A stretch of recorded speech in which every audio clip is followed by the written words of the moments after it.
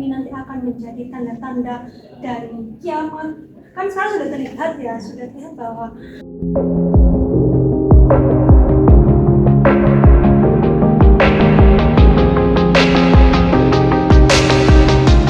Assalamualaikum warahmatullahi wabarakatuh. selamat datang di podcast D5 kelompok 6, tempat kita menggali isu-isu kontemporer dengan cahaya Islam yang mencerahkan. Hari ini kita akan membahas topik yang cukup ramai dibicarakan ya teman-teman, bahkan sering menimbulkan pro dan kontra, yaitu Feminisme dan disorientasi seksual dalam perspektif Islam. Topik ini bukan hanya penting teman-teman, tapi juga mendesak untuk kita pahami dengan jernih dan objektif. Nah, sebagaimana kita tahu, feminisme awalnya lahir dari realitas ketidakadilan terhadap perempuan di dunia barat. Namun, bagaimana jika ide itu diadaptasi ke masyarakat muslim yang punya sejarah dan nilai berbeda? Apakah cocok atau apakah bertentangan? Kita juga akan membahas yang namanya disorientasi seksual nih teman-teman, atau yang biasanya hari ini populer dengan sebutan LGBTQ. Dan di sini kita akan juga membahas apa sih sebenarnya pandangan Islam terhadap fenomena ini. Apakah sekedar soal hukum halal haram atau ada dimensi sosial dan moral lain yang mungkin akan perlu kita ulik lebih dalam lagi. Nah, dan tidak lupa bersama sekarang host dengan saya Ahmad Safana dan rekan saya Yulia Nurdwi. Kita akan menelusuri bagaimana peradaban kuno memperlakukan perempuan sebelum datangnya Islam, Dan apa sebenarnya konsep keadilan dan peran gender menurut Islam, sejarah dan aliran-aliran feminisme dan bagaimana Islam memandangnya, serta bagaimana Islam menilai persoalan LGBTQ, apakah masih relevan dengan prinsip Nabi Lut di zaman ini? Siapkan hati dan pikiran terbuka kalian, kita tidak hanya akan menghakimi namun juga memahami. Selamat mendengarkan.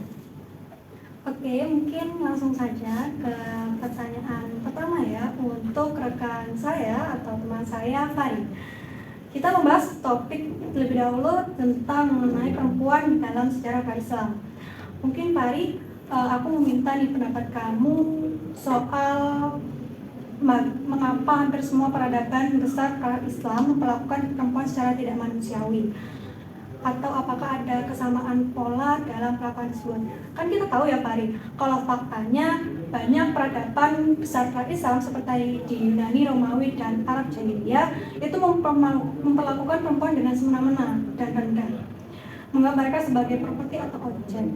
Nah, dan problematikanya perlakuan ini tidak manusiawi terhadap perempuan ini biasanya dipengaruhi oleh budaya patriarki yang mendominasi, yang pastinya menganggap perempuan itu sangat rendah ya.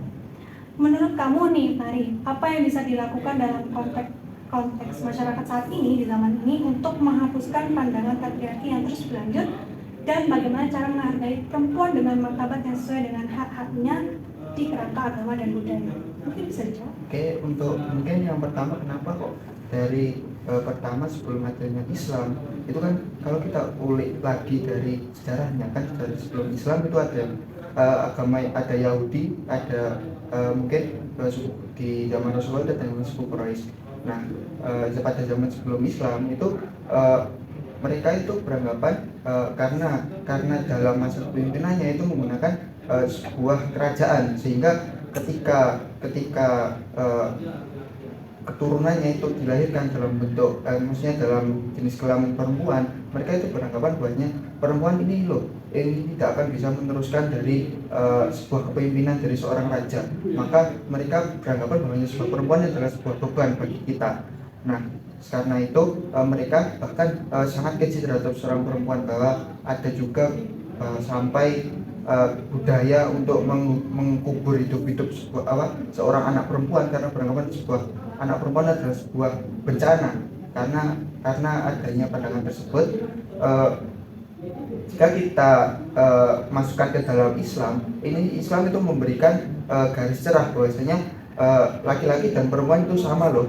Nah, ini juga diterangkan oleh Allah dalam surat Al-Hujurat ayat 49 atau 39 itu, bahwasanya laki-laki dan perempuan itu sama. Nah, diciptakan dengan manusia diciptakan dengan suku yang berbeda-beda, dengan kelamin laki-laki dan perempuan sehingga mereka bisa saling mengenal. Nah, dalam hal ini maka Islam ini bisa menjadi alat untuk memberikan apa namanya, sebuah garis cerah bagi perempuan agar mereka juga bisa dipandang bahwasanya perempuan ini juga memiliki hak dan cara untuk mereka dipandang dalam sebuah mungkin kita polik ke manusiawinya saja, sehingga nanti tidak bisa dipandang remeh bahwasanya perempuan juga mempunyai hak dan hak kehidupan yang layak. Wah, jawaban yang luar biasa sekali dari rekan kami, yaitu Fari. Selanjutnya nih Fari, mungkin aku bisa kasih tanggapan ya. Tadi kan kamu berbicara tentang bagaimana perempuan atau wanita dalam prasejarah. Namun bagaimana jika direlevansikan dengan zaman sekarang? Apa menurutmu bentuk-bentuk apa yang bisa mengurangi kepatriarkian dari seorang wanita di zaman sekarang? Bisa dijawab? Tentunya tadi kan Islam sudah menjadi titik cerah bagi seorang perempuan kan. Nah, sehingga nantinya kalau kita lihat pada zaman sekarang itu patriarki antara perempuan dan laki-laki itu mungkin akan sudah sangat menurun drastis ya. Sehingga sekarang sudah banyak kesetaraan gender dan lain sebagainya, sehingga mungkin kalau kita ngomong apa yang bisa kita lakukan untuk perempuan, nah mungkin kalau kita lihat di sejarah Indonesia sendiri kan itu ada dari emansipasi wanita yang diusung oleh Kartini. Nah itu kita juga menandakan bahwasanya dalam sekolah itu tidak bisa membedakan entah itu pendidikan yang paling penting itu hanya buat laki-laki, pendidikan yang paling penting hanya buat, nah pokoknya kesetaraan gender di Indonesia sendiri kan sudah banyak gebrakannya, sehingga mungkin hal tersebut juga mendorong kepada peran wanita agar semakin bisa muncul ke permukaan agar tidak selalu terpendam seperti zaman-zaman dahulu. Nah, kalau di internasional kita kan juga banyak melihat dari pemimpin-pemimpin negara yang sudah mungkin sudah bisa menjadi presiden di negaranya, itu kan bahkan perempuan bisa menjadi presiden, itu juga membuktikan bahwasanya sebuah patriarki terhadap perempuan itu sudah mulai menurun. Nah, kalau dalam Islam sendiri itu juga kita kan ada juga kewajiban perempuan terhadap laki-laki. Nah, itu juga tidak semata-mata perempuan yang dijadikan sebagai budak bagi seorang laki-laki, namun itu merupakan sebuah kalau memandang terhadap Islam itu merupakan sebuah kewajiban atau mungkin ya sebuah kewajiban bagi perempuan terhadap seorang laki-laki atau semuanya. Oke, mungkin cukup ya untuk pertanyaan di poin A. Mungkin selanjutnya di poin B, silakan. Ini saya akan bertanya tentang konsep Islam tentang perempuan dan laki-laki. Nah, menurut Ayu, apa makna takwa sebagai tolak ukur kemuliaan manusia dalam konteks relasi gender? Sepengetahuan saya di dalam Islam itu, terutama di dalam Quran surat Al-Hujurat ayat 13 itu, bahwasanya kemuliaan seorang itu tidak dilihat dari apa jenis kelaminnya, kemudian apa rasnya, tapi kemuliaan itu dilihat dari seberapa takwa orang itu terhadap Allah. Kalau dilihat dalam konteks kesetaraan gender, ini tuh sesuai karena laki-laki dan perempuan itu memiliki kesempatan yang sama untuk mencapai puncak dari ketakwaan itu sendiri, dilihat dari seberapa takwa dia. Jadi tidak dilihat dari aspek maskulinitas atau feminitasnya aja, tapi berkaitan dengan seberapa takwa laki-laki atau perempuan itu sendiri. Gitu. Udah, terima kasih atas jawabannya. Mungkin kita selanjutnya membahas tentang sejarah dan akar feminisme ya. Di sini saya ingin tanya kepada Olive tentang konsepnya apakah kelahiran feminisme sebagai respon terhadap budaya barat yang patriarkis bisa dijadikan alasan untuk menolaknya di dunia Islam. Sebagaimana yang kita ketahui bahwa fakta saat ini feminisme itu kan lahir dari barat ya, sebagai respon terhadap struktur sosial yang patriarkial. Di dunia Islam itu pastinya ada berbagai pandangan mengenai relevansi feminisme yang dianggap berasal dari budaya barat ini. Nah, problematikanya adalah beberapa orang ini menganggap feminisme barat bertentangan dengan ajaran Islam, sementara yang lain percaya bahwa perjuangan untuk hak perempuan itu tetap relevan di negara manapun dan di agama apapun. Nah, menurut kamu nih solusinya, apakah mungkin ada bentuk feminisme yang dapat diterima di dunia Islam ini dari yang diambil tadi dari Barat, yang sesuai dengan nilai-nilai ajaran Islam, namun tetap memperjuangkan hak perempuan? Baik, izin menjawab. Menurut saya, kelahiran feminisme itu sebagai respon terhadap budaya darat menjadi tidak serta-merta menjadi alasan buat kita menolaknya.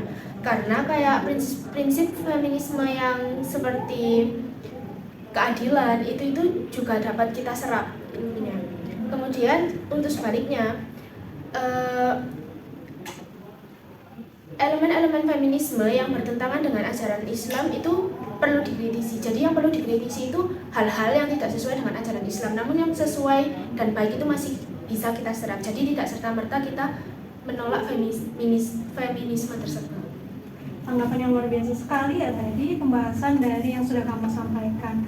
Namun nih, gimana pandangan kamu terhadap misal nih, perempuan itu kan biasanya kalau sudah dewasa dihadapkan dengan dua pilihan, di mana dia mengurusi anak dan menjadi ibu rumah tangga serta dia bekerja. Nah, menurut kamu nih, apakah itu bisa dikatakan dengan feminisme ataukah memang akan menjadi beban tersendiri bagi perempuan? Kan dia udah bekerja juga mengurusi anak, ataukah gimana menurut kamu? Izin menjawab, menurut saya hal tersebut itu bukanlah beban dari seorang perempuan, karena perempuan itu juga memiliki hak jika memang ingin bekerja, namun tetap tidak boleh meninggalkan kewajibannya sebagai seorang ibu dan istri yang bertugas mengurus rumah tangga di rumah, seperti itu. Oke, jadi memang, tapi menurut kamu nih kalau misalnya memang tadi kan mereka itu setara atau sama, apakah dari sisi perempuan sendiri mereka itu gak merasa capek apa emang dibebankan, atau memang itu menjadi kewajiban seorang suami yang harusnya memprovide seorang istri? Menurut saya, untuk menjadi seorang wanita yang bekerja keras sekaligus mengurus rumah tangga itu tidak akan capek jika suaminya itu juga support, jika suaminya tidak patriarki dan mau membantu dalam urusan rumah tangga seperti membersihkan rumah ataupun sesimpel membantu mengurus anak seperti itu. Jadi kalau misalnya suaminya ikut support di dalam rumah, pekerjaan tersebut itu tidak akan menjadi berat bagi seorang perempuan, seperti itu. Terus kemudian mungkin ini pertanyaan tambahannya untuk Pak Arif. Menurut kamu nih, pendapat kamu di Islam sendiri itu apakah memang di-highlightkan, apakah memang perempuan ini harus di rumah tangga, gitu, harus jadi ibu rumah tangga dan harus mengurus anak, sedangkan laki-laki ini harus bekerja, atau memang sebenarnya perempuan ini juga diperbolehkan dalam bekerja, ataukah memang ada hadis-hadis atau emang yang disampaikan lebih terdahulu tentang hal ini? Tentunya sebagai seorang yang calon sebagai suami ya, saya juga mungkin akan memberikan sebuah kebebasan. Bahwasanya hal ini juga sudah dicontohkan oleh Nabi Rasulullah, oleh Rasulullah, bahwasanya istri pertama beliau yaitu Khadijah itu merupakan seorang saudagar kaya raya pada masa itu, sehingga meskipun sebagai seorang istri, Khadijah juga bisa memberikan waktunya kepada keluarganya, bahwasanya beliau juga bisa untuk bekerja dan juga bisa mencukupi dari seorang suaminya. Bahkan dari contoh tersebut kita bisa mengambil harta dari seorang istri itu bisa kita tularkan kepada seorang suami. Bahwasanya meskipun ada juga aturan bahwasanya harta seorang istri adalah hartanya, namun meskipun tersebut ketika istri itu bekerja, maka harta kekayaan atau mungkin rezekinya juga bisa mengalir ke suaminya tersebut. Menurut kamu nih, aku ada pertanyaan tambahan. Gimana pandangan kamu soal laki-laki yang di rumah saja dan istri yang bekerja? Apakah sebagai seorang laki-laki nih, menurut kamu itu merusak harga diri seorang laki-laki ataukah ya memang nggak apa-apa, itu sesuai dengan peraturan dari masing-masing rumah tangga seseorang ya, mau dia mau bareng-bareng kah, mau yang istrinya mau ngurus rumah atau istri yang kerja, menurut kamu gimana Pak? Mungkin ini pertanyaan ini mungkin terinspirasi dari film Dunia Terbalik. Iya. Mungkin ini sebuah pribadian seorang laki-laki sendiri, bahwasanya mereka kita masuk ke Islam dulu. Apa sih hukum kerja bagi Islam? Hukum kerja bagi seorang laki-laki. Hukum kerja bagi seorang laki-laki adalah hukumnya wajib, dimana sebagai kewajiban bagi seorang laki-laki adalah menafkahi seorang istri, sehingga ketika masuk ke dalam bagaimana pandangan terhadap orang-orang tersebut, maka orang tersebut belum clear dalam, maksudnya belum sepenuhnya menjalankan ajaran Islam, bahkan maksudnya kewajiban mereka belum terpenuhi sepenuhnya. Menurut berarti hal tersebut tidak menjadi hal yang wajar, maksudnya perempuan yang bekerja, laki-laki yang di rumah. Nah itu mungkin dalam Islam itu belum begitu kompleks ya, maksudnya belum memenuhi segala perintah Islam. Oke, dari pandangan Ayu sendiri, kalau kamu jadi istri, kamu itu milih di rumah aja atau suami yang kerja, atau kamu milih juga ikut kerja? Gitu. Kalau menurut saya sendiri, ketika perempuan itu sebagai posisinya adalah sebagai seorang istri, dia itu bisa memilih apakah dia bekerja atau full mengurus rumah dan anak saja. Tapi menurut saya, kalau dari saya sendiri, bekerja itu kan tidak harus keluar rumah. Bekerja sekarang itu kan bisa dengan WFH gitu. Jadi menurut saya, selama masih bisa dilakukan, dua-duanya masih bisa dilakukan, kenapa tidak? Jadi bekerjanya melalui WFH, jadi kita tetap di rumah. Jadi di rumah itu kita bekerja, terus kita juga sambil mengurus anak dan mengurus suami gitu. Dan menurut saya itu bisa dilakukan selama itu tadi suaminya itu berkontribusi juga dalam mengurus rumah tangga itu. Oke, baik. Tapi itu jawaban yang luar biasa tadinya mengenai misalnya bagaimana seharusnya perempuan itu apakah bekerja atau di rumah tangga. Kemudian aku meminta pendapat kamu yang lain.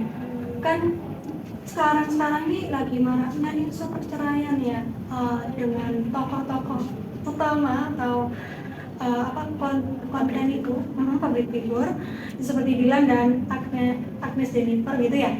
Nah, dan mereka bilang mereka itu dirugikan karena mereka tidak mengadakan perjanjian pranikah. Ya pastinya pranikah ini ada hubungannya ya dengan feminisme, teman-teman. Pranikah ini penting. Nah, menurut kamu nih, apakah perjanjian pranikah itu dalam suatu hubungan, terutama bagi perempuan sendiri, itu apakah memang perlu? Karena memang kalau nggak ada perjanjian pranikah, bisa kita lihat ya banyak sekali tokoh-tokoh yang kita lihat mereka dirugikan di situ. Menurut kamu gimana? Ya, menurut saya perjanjian pranikah itu memang penting karena untuk menjamin dan untuk mewanti-wanti biar kedepannya itu pasangan kita maupun diri kita kalau mau berbuat yang tidak baik seperti selingkuh atau gimana pun itu biar mikir-mikir dahulu seperti itu, biar tidak asal selingkuh tapi juga memikirkan resiko kedepannya begitu. Jadi menurut saya bagi perempuan terutama perjanjian pranikah itu sangat penting seperti itu. Jadi memang pranikah itu bukan tanda kita tidak percaya gitu ya terhadap suami kita, namun memang ada perjanjian yang perlu disepakati bersama biar kita tidak merasa dirugikan, apalagi sebagai perempuan gitu ya. Oke teman-teman, karena tadi kita setelah membahas feminisme menurut pandangan Islam dan prasejarah dan lain tersebut, sekarang kita masuk ke sesi disorientasi seksual LGBTQ dalam pandangan Islam. Nah, aku ada pertanyaan nih buat Olivia. Menurut kamu nih, apakah homoseksual itu atau pelaku LGBT itu dipengaruhi dalam lingkungan? Yang pastinya selain yang aku ketahui ya, selain memang dari gen dia, lingkungan itu juga berpengaruh. Nah, apakah keluarga ini bisa mencegah terbentuknya yang namanya disorientasi seksual itu? Menurut kamu gimana? Baik, menurut saya keluarga itu memang berperan penting terhadap perkembangan anak dan manusia. Jadi itu kalau misalnya dari keluarganya sedari kecil ia sudah diberitahu mengenai bahwa LGBT itu merupakan dosa besar di dalam Islam, ataupun sudah diberikan kasih sayang yang cukup dan bimbingan pengertian mengenai LGBT ini, mungkin ia tidak akan terjerumus ke dalam sana ketika ia dewasa. Namun jika seorang anak ketika ia kecilnya kurang mendapatkan bimbingan mengenai LGBT ini, mungkin bisa saja ke depannya dia akan terjerumus ke arah sana. Terus menurut saya LGBT itu juga bisa bawaan dari lahir, seperti dari lahirnya itu dia memang sudah agak slay gitu ya. Jadinya itu waktu besar dia merasa nyaman dengan lingkungan yang cowok-cowoknya itu bisa ngerangkul dia, jadi dia itu memiliki sifat feminin, memiliki sifat perempuannya, jadi seperti itu. Oke. Itu gimana misalnya dalam mempengaruhi lingkungan ya seorang homoseksual. Menurut Fari nih, menurut kamu, kan kalau misalnya pelaku homoseksual atau yang bisa disebutkan seorang laki-laki nih, terutama disebut dengan boti, apakah memang boti ini harus diperlakukan dengan kasar dan keras, ataukah memang seperti apa nih menurut dalam pandangan kamu, terutama misal kamu punya temen nih dan dia ternyata boti, menurut kamu gimana? Menurut saya kesal juga. Saya cukup dekat dengan anak seperti itu. Kemudian dari kita juga tidak bisa menyalahkan terhadap individu dari seorang yang punya bisa kita bilang kelainan kayak gitu kan. Nah, karena dalam perkembangan seorang individu itu body itu bisa dibilang mempunyai dua kepribadian atau dua sensor. Nah itu dia juga bisa punya dalam dari dirinya itu sebagai seorang laki-laki, tapi dia juga punya kepribadian sebagai seorang perempuan. Nah dalam pandangan Islam tentunya sebagai seorang yang sudah diciptakan sebagai kodratnya masing-masing, nah itu juga bisa harus menjalankan sesuai dengan kodratnya. Maka ketika ada seorang body yang sudah mungkin sudah membentuk dirinya sebagai seorang perempuan tapi jadi dirinya kan sebagai seorang laki-laki, maka dia juga harus menjalankan kewajiban dia untuk sebagai seorang laki-laki tersebut. Nah tentunya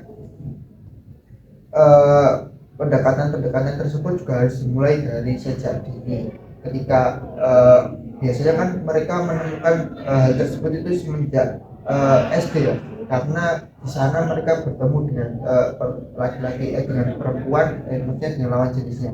Kemudian dengan lawan jenisnya mereka harus dikenalkan lebih baik kembali terkait dengan ini loh perempuan, ini loh laki-laki. Nah itu juga pendidikan sejak dini juga harus diterapkan seperti itu agar nanti tidak terjerumus kepada hal yang lebih dalam terkait dengan bisa merubah ke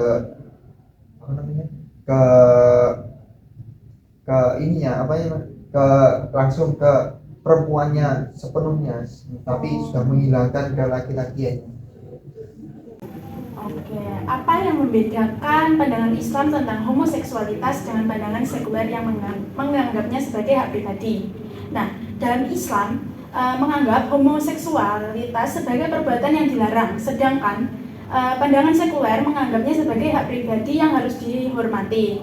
Nah, problemnya ada ketegangan antara hukum agama yang melarang homoseksualitas dan hak asasi manusia yang mengutamakan kebebasan pribadi. Nah, bagaimana Islam dapat menanggapi masalah ini tanpa mengabaikan hak individu namun tetap menegakkan prinsip moral dan agama? Izin menjawab, kalau dalam pandangan Islam memandang homoseksualitas itu pastinya dikembalikan lagi kepada Al-Quran dan Al-Hadis, di mana sudah disebutkan bahwasanya homoseksual itu adalah dosa besar. Sementara kalau kita lihat dari pandangan pribadi atau dari pandangan individu, homoseksualitas itu sebagai hak individu itu sendiri. Jadi hak individu itu berbeda atau terpisah dari hal-hal yang diatur di dalam agama. Itu padahal di dalam Islam sendiri homoseksualitas itu tidak hanya berkaitan dengan hak individu saja, tetapi berkaitan juga dengan moralitas dan kesusilaan itu sendiri di dalam lingkungan atau masyarakatnya. Oke, apakah terdapat ruang dalam Islam untuk pendekatan rehabilitatif terhadap pelaku LGBT? Islam kan menentang homoseksualitas ya, namun tetap mengajarkan belas kasih dan pengampunan terhadap dosa-dosa lainnya. Nah, pendekatan yang terlalu keras terhadap pelaku LGBT dapat menciptakan ketegangan sosial dan diskriminasi. Nah, apakah ada pendekatan rehabilitatif yang penuh kasih sayang dan dapat diterima dalam Islam sebagai cara untuk membantu individu keluar dari orientasi seksual yang dianggap dosa tadi? kalau dari Islam sendiri itu pastinya ada ruang rehabilitasi terkait dengan pelaku homoseksualitas ya. Jadi Islam itu memandang para pelaku homoseksualitas itu adalah mereka sebagai manusia yang masih ada kesempatan untuk bertaubat, masih ada kesempatan mereka untuk berubah. Jadi pendekatannya itu bisa lebih kepada aspek spiritualitas dan aspek psikologisnya aja. Jadi karena Islam itu kan prinsipnya itu kepada kasih sayang ya. Jadi lebih baik untuk berkaitan dengan pendekatan fisiknya itu dikesampingkan dulu kalau selama pendekatan spiritualitas dan pendekatan psikologisnya itu masih bisa dilakukan gitu. Oke, terima kasih, jawabannya sangat luar biasa ya. Oke, dan bagaimana Islam menjelaskan bahwa homoseksualitas adalah dosa besar, namun tetap menuntut perlakuan manusiawi terhadap pelakunya. Nah, di Islam sendiri menganggap homoseksualitas sebagai dosa besar, namun tetap mengajarkan untuk memperlakukan setiap individu dengan adil dan manusiawi. Problemnya ada ketegangan antara hukum yang keras terhadap dosa homoseksualitas dan perlakuan manusiawi yang diminta oleh Islam terhadap pelaku dosa. Nah, menurut Ayu sendiri, bagaimana Islam bisa menjaga prinsip moralitas dan tetap memberi perlakuan manusiawi terhadap pelaku homoseksualitas tadi? Silakan, Michelle. Menurut saya Islam bisa manfaatkan ruang rehabilitasi untuk pelaku homoseksual itu. Jadi melalui ruang ini tuh para pelaku homoseksual itu masih bisa dibimbing atau masih bisa diberikan pengarahan gitu selama dalam dirinya dia itu masih ada keinginan untuk berubah. Jadi meskipun perilaku homoseksual ini pada dasarnya dia adalah dosa besar, tapi kan di dalam Islam itu disebutkan bahwasanya Allah kita itu kan Maha Pengampun. Jadi meskipun homoseksual itu adalah dosa besar, masih ada kesempatan kalau memang dalam dirinya dia itu masih ada keinginan untuk bertobat. Nah, peran Islam di sini itu adalah sebagai fasilitator gitu. Jadi Islam memberikan bimbingan dan ruang pembelajaran untuk para pelaku homoseksual ini bertaubat gitu. Jadi Islam mengembalikan para pelaku homoseksualitas itu ke dalam kodratnya lagi, ke dalam jalan yang benar gitu. Tadi saya bilang ya kalau misalnya kita harus memulihkan manusia itu terhadap kodratnya kembali ke jalan benar. Menurut pandangan kamu nih Alif sekarang, apa pandangan kamu terkait pelaku transgender ataupun orang yang memindahkan kelaminnya ya ke kelamin lawan jenisnya misalnya? Apakah memang hal-hal ini sebelumnya sudah dibahas di Al-Quran? Apakah pelaku transgender itu akan seperti apa, bagaimana, dan apakah ini nanti akan menjadi tanda-tanda dari kiamat? Kan sekarang sudah terlihat ya, sudah terlihat bahwa tanda-tanda kiamat kecil itu sudah semakin banyak dan semakin merajalela. Menurut kamu nih, apakah transgender itu sudah masuk ke dalam tahap bagaimana tanda-tanda dari kiamat itu sendiri dan kiamat seperti apa? Baik, bisa dijawab. Setahu saya di Al-Quran itu tidak ada dalil yang menjerumus langsung ke transgendernya. Namun pada surat An-Nisa ayat 119 kalau nggak salah itu dijelaskan bahwa setan itu akan membujuk, mempengaruhi manusia untuk melakukan hal-hal yang buruk. Salah satunya yaitu dengan mengubah ciptaan Allah. Ya seperti yang kita tahu ya, kalau mengubah ciptaan Allah itu merupakan dosa yang sangat besar. Kita menyerupai lawan jenis saja, kayak kita menyerupai pakaian lawan jenis saja itu juga sudah termasuk dosa. Apalagi kita sampai merubah ciptaan Allah sama persis dengan lawan jenis seperti itu. Kemudian untuk pertanyaan mengenai apakah LGBT atau transgender ini merupakan tanda-tanda kiamat, ya benar memang dijelaskan bahwa LGBT itu merupakan tanda-tanda kiamat seperti itu. Mungkin tambahan dari Fari, tanda-tanda kiamat seperti apa sih misalnya LGBT? Apakah kiamat kecil, kubro, atau super? Tentu LGBT atau transgender ini juga menjadi tanda bahwa azab Allah ini semakin pedih, karena kalau dalam kita sejarahnya kan ada juga itu dalam peristiwa Nabi Lot, di peristiwa tersebut itu banyak banget anak laki-laki suka sama laki-laki, bahkan mereka sampai berhubungan lagi sama laki-laki, perempuan sama perempuan.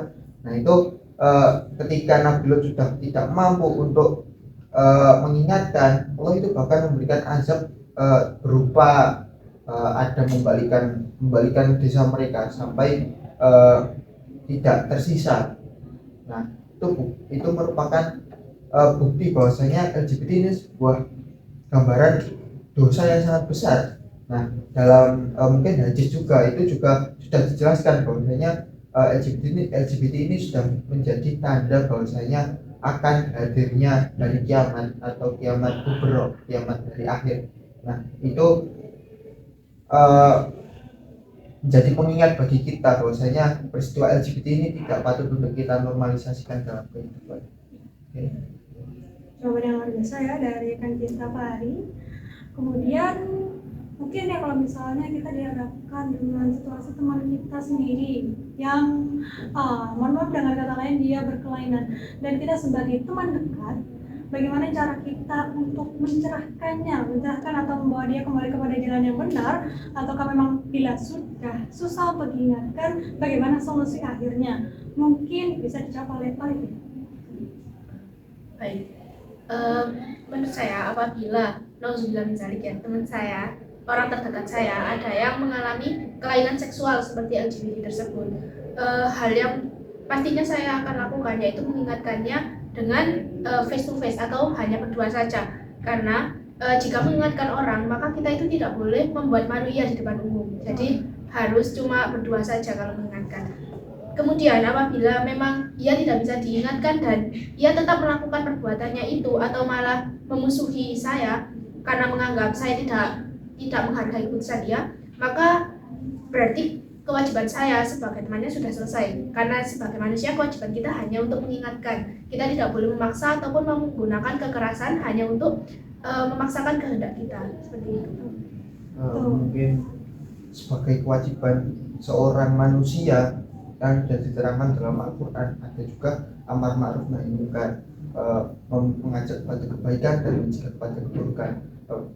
Sebagaimana mencegah kepada keburukan atau yaitu mengingatkan itu sebagai kewajiban bagi seorang manusia. Nah, ketika kondisi hal tersebut tidak bisa kita ingatkan, maka itu sudah menjadi kehendak bagi Tuhan atau sebagai Allah.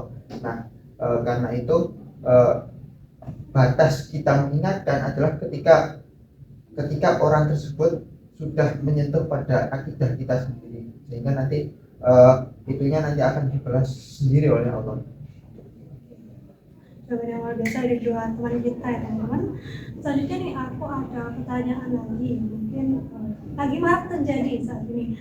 Kan kita semua udah tahu ya, yang sekarang lagi marak terjadi dengan banyaknya LGBTQ yang sudah merajalela, bahwa ada yang namanya pernikahan lavender teman-teman. Cukup informasi sedikit saja kalau pernikahan lavender itu gimana suatu lawan jenis mereka melakukan pernikahan, namun dalam satu gender misalnya, atau yang hanya laki-laki saja atau perempuan atau bahkan dua-duanya, itu mereka dalam tanda kutip melakukan hubungan gelap dengan sesama jenisnya. Jadi bisa disebut pernikahan lavender itu cuman pernikahan di atas kertas saja, atau mereka tetap bisa melakukan perbuatan tidak bermoral itu ya dalam diam. Dan dalam kasus saat ini kan juga banyak terjadi bahwa banyak perempuan yang mereka merasa bahwa dirinya tidak berharga lagi dari pernikahan lavender karena para suaminya itu tidak merasa bahwa dia itu cukup dalam melakukan dalam hal ini ya, nafkah batin gitu. Menurut kalian nih, mungkin ada yang mau menjawab bagaimana pandangan kalian terhadap pernikahan lavender ini, dan apakah sebenarnya pernikahan lavender ini boleh dilakukan atau memang itu tidak boleh? Mungkin Izin menjawab, kalau menurut saya pernikahan lavender ini kasus yang kalau dalam Islam itu bisa dikatakan dia mencederai fitrah dari pernikahan itu sendiri, karena pada dasarnya pernikahan itu kan dilakukan dengan tujuan menyatukan dua manusia yang untuk tujuan yang baik kan ya, untuk membangun rumah tangga yang memang tujuannya adalah untuk mencari rahmat Allah gitu. Kalau misalnya pernikahan lavender ini dilakukan, berarti kan selain dia mencederai pernikahan itu sendiri, dia kan juga melakukan itu dosa besar karena dia tetap melaksanakan ini homoseksualnya itu kan. Jadi selain dia melakukan homoseksual, dia juga mencederai pernikahan itu sendiri. Jadi dosanya akan semakin besar gitu. terus ada yang mau menambahkan atau sudah cukup? Setuju juga ya, setuju. Oh iya, mau menambahkan. Tadi kan ada pertanyaan, pernikahan marriage lavender marriage itu boleh atau tidak? Ya maaf, itu boleh atau tidak gitu kan? Ya kalau menurut pandangan Islam jelas nggak boleh, karena ya seperti yang sudah dijelaskan rekan saya tadi bahwa itu merupakan dosa besar dan akan menciderai fitrah Islam tersebut. Oke. Ini pertanyaan last but not least, dari bagaimana pasti ada output kan atau ada akibat dari segala hal yang sudah kita lakukan, terutama dalam perilaku disorientasi seksual ini. Menurut kalian apakah disorientasi seksual ini akan menyebabkan suatu HIV ya? Karena kalian tahu kan kalau cowok dengan cowok itu mereka melakukan hubungannya seperti apa? Apakah memang akan ada penyakit-penyakit tertentu, dan itu apakah sudah termasuk dari azab Allah itu sendiri terhadap penyakit ini? Apakah sebenarnya orang-orang disorientasi seksual itu juga bisa terjangkit HIV? Mungkin ada yang mau bisa jawab? Izin menjawab, kalau menurut saya HIV itu bisa jadi dikatakan sebagai azab langsung dari Allah. Jadi kan azab dari Allah itu bukan hanya di akhirat aja kan ya, bisa aja langsung di dunia itu. Nah menurut saya HIV itu bisa jadi merupakan salah satu azab Allah yang dilakukan secara langsung gitu. Alhamdulillah ya teman-teman, kita sudah sampai di ujung pembahasan dari bermula dari kisah sejarah bagaimana kita membahas tentang perempuan dalam keadaan Islam, kemudian hingga prinsip keadilan yang ditawarkan oleh Islam. Kita juga belajar bahwa Islam itu bukan hanya membela hak perempuan, namun juga melindunginya pada kemuliaan yang sesuai pada kita. Kita juga telah membahas feminisme sebagai gerakan, ide, bahkan kritik. Tapi pertanyaannya adalah, apakah solusi feminisme sama dengan solusi Islam? Di sini kita ditantang untuk kritis, membedakan mana aspirasi yang sah dan mana yang bertentangan dengan syariat. Dan terakhir, tentang disorientasi seksual, Islam tidak diam, tetapi juga tidak kejam. Ia memberi batasan, tapi juga mengajarkan belas kasih, tanggung jawab, dan arah hidup yang bermartabat. Semoga podcast ini bisa menjadi pemantik kita untuk terus belajar, berpikir jernih, dan menempatkan nilai-nilai Islam di atas segala zaman yang berkembang. Terima kasih sudah menyimak sampai akhir. Jangan lupa, Islam adalah agama yang sempurna, tinggal kita belajar memahami dan mengamalkannya secara utuh. Sampai jumpa di podcast selanjutnya. Wassalamualaikum warahmatullahi wabarakatuh.